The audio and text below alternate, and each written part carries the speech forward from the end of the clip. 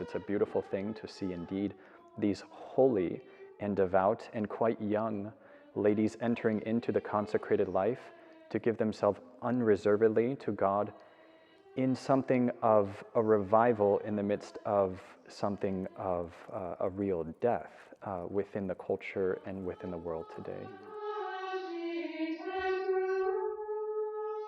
Not only have we've sort of grown spiritually throughout this process, but also understanding how important the liturgy is and how important the contemplative orders are to the church itself and to its survival and its perpetuation.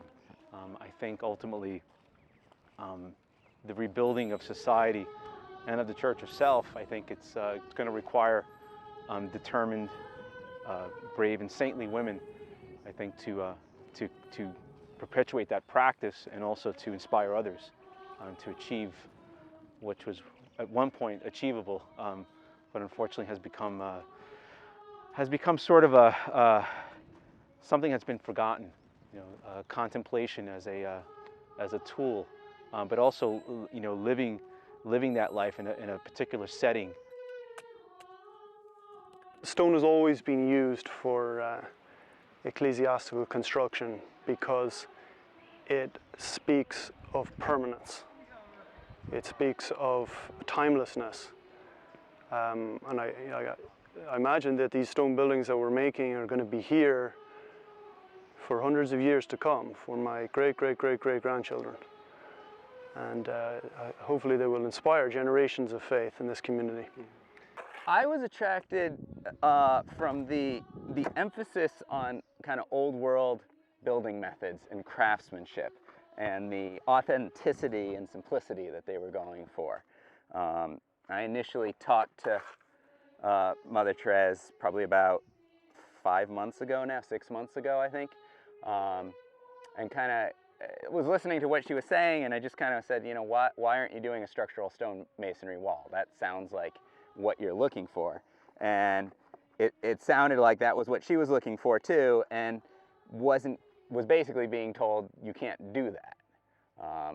And just driving through the valley here in Fairfield, I think I passed about 10 houses that's exactly how they are built.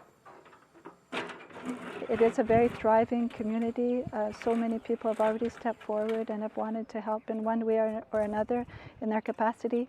And it's also, of course, going to benefit the church at large simply through the prayers and hidden sacrifices of the sisters. That's the economy of grace that our Lord works with, that He takes our poor prayers and our small sacrifices and He uses them in some mysterious way for the salvation of souls throughout the world.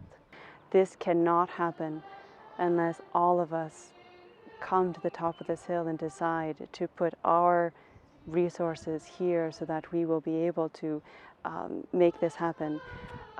This is a project that touches almost every aspect of what man has to give, whether it's the materials, the time, the resources, the expertise, everything from what it takes to build up a building, to build up a community to support the building, the whole agricultural aspect of what we're trying to do. All of these things sort of reach down like little veins into all the aspects where man is, and so we need, like a big tree, to reach our roots down into the soil of our human global Catholic community and to draw that resource into this great tree to grow up towards the sky. Like a tree cannot grow without roots, we cannot grow towards the sky without the support of those around us and those who know about what we're doing.